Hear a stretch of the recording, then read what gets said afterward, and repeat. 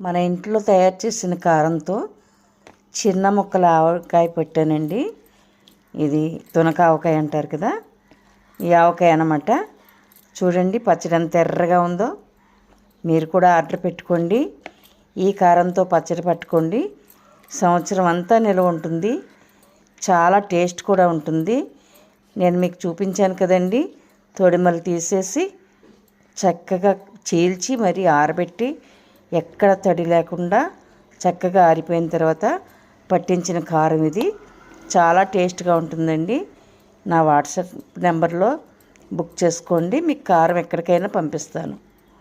ఓకేనండి, thank you అండి. నా ఛానల్ సబ్స్క్రైబ్ చేయండి, లైక్ చేయండి, ఒక కామెంట్ పెట్టండి.